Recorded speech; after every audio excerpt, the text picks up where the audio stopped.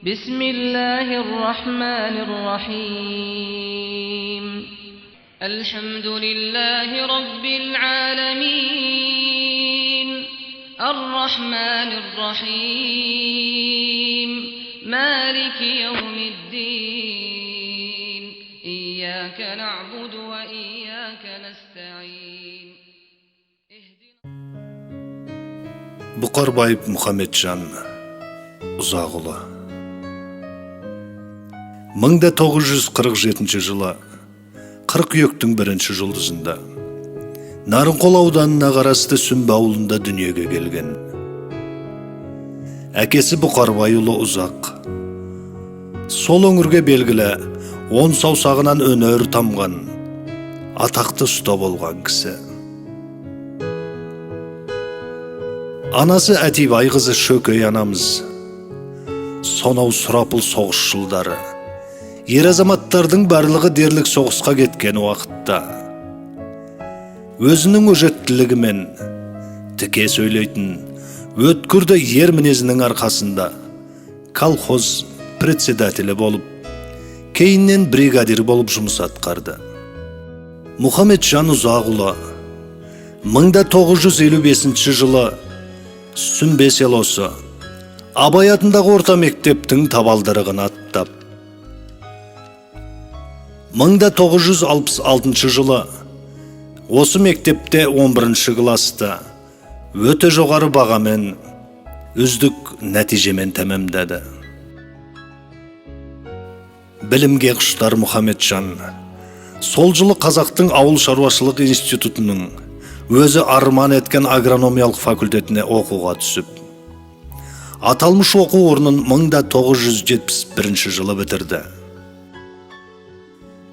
Туған жерге туыңды тік дегендей, жоғары білімі бар Мұхамеджан Ұзағұлы еш ойланбастан өзінің кіндік қаны тамған киелі мекенге ат басын бұрды. Дәл осы жылы ол өз мамандығы бойынша Нарынқол аудандық ауыл шаруашылық басқармасында агроном болып жұмысқа орналасты. Сол жылдары өзінің іскерлігімен тек жақсы жағынан ғана көрінген жас маманды Еңгіліс атындағы колхозға агроном қылып жұмысқа жіберді.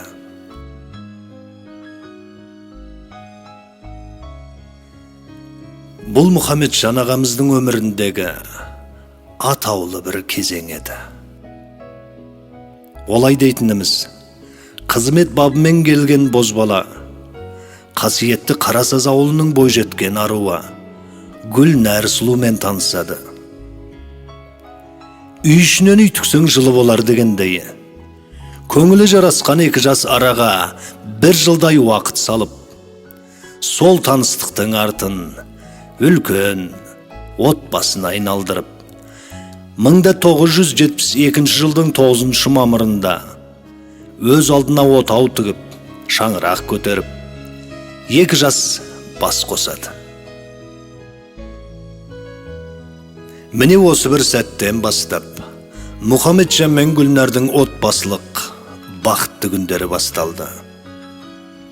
Ол кезде Гүлнәр Садықова Алматы қаласындағы шет тілдер институтын бітіріп, өзі туған Қарасаз ауылында француз тілінен дәріс беретін ең жас ұстаз еді. 1973 жылы қаңтардың 30-ында осынау жас отбасына атана болу бақытын сыйлап, тұла бойы тұңғыштары жақсылық дүниеге келді. Араға 2 жыл салып, 1975 жылы тамыздың 2 жұлдызында Жанаттай қыздары дүниеге келіп, осы қуанышты еселей түсті. Талаптыға нұр жауар деген осы аралықта Мұхамеджан ағамыз өзінің талмай талаптанып, ерінбей еңбек етуінің арқасында комсомолдық жолдамамен сонау Германия мемлекетіне барып, астанасы Берлин қаласынан бастап бірнеше қалаларын аралап, сол елдің тұрмыс тіршілігі, мәдениетімен танысып қайтты. Кейіннен білімін шыңдау мақсатында іс сапармен 1 айдан астам уақыт Ресейдегі Мәскеу қаласында болып қайтты. Міне осында еңбектерінің арқасында 1976 жылы аудандағы ең озат шаруашылық Крупская атындағы колхозға бас агроном болып, осы Қайнар ауылында тапжылмай 16 жыл бойы қызмет жасады. Сол аралықтарда ғылыми зерттеу жұмыстарымен айланысып, осы ауылдың шаруашылығының өркендеуіне, одан сайын гүлдене түсуіне зор үлес қосты. Мұхамеджан Ұзағұлы 1975 жылы Қазақстан ЛКСМ құрмет грамотасымен, аудандық партия комитетінің құрмет грамотасымен марапатталды. 1984-85 жылдары Крупская селолық советінің депутаты болды.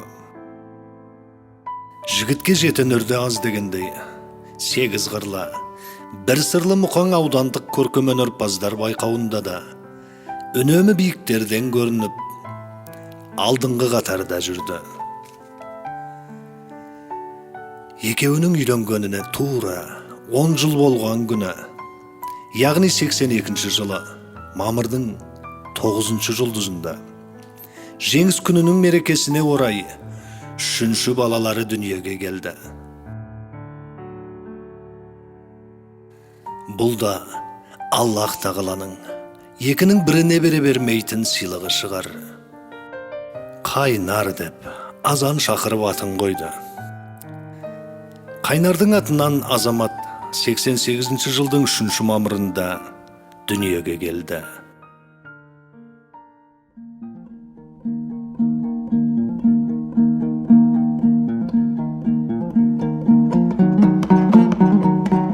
Үгіледі үлкен тастар таудағы, ерігенді жаңа жауған қардағы, темірді де тот басады бір күні тірі жанның, белгілі ғой ар жағы. Кетер бәрі, ізін ғана қалдырып, оттың жанып, өшуде заңдылық. Өмір барда, өлімде бар деуші еді, өкінішті, ештеңе жоқ, мәңгілік. Өшер жұлдыз, ерте әлде кеште ме, өзің көрген өткен жандар естеме. Жүрегімді жаралайды шынымен бір өкініш, мәңгі емес ештеңе.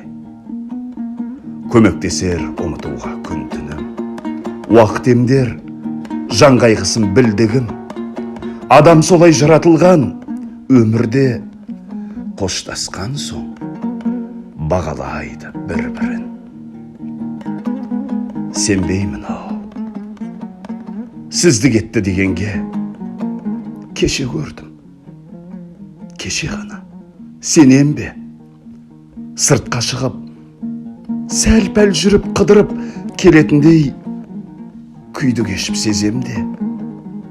Сенбеймін ау, сізді кетті дегенге. Қайтем аға, су қармады салымды, қайтем анау тұнжыраған бағымды. Қайран аға, сағынып бір кеттің бе көру үшін кеше кеткен жарыңды. Жатқан жерің жайла, топырағың торқа болсын жан аға.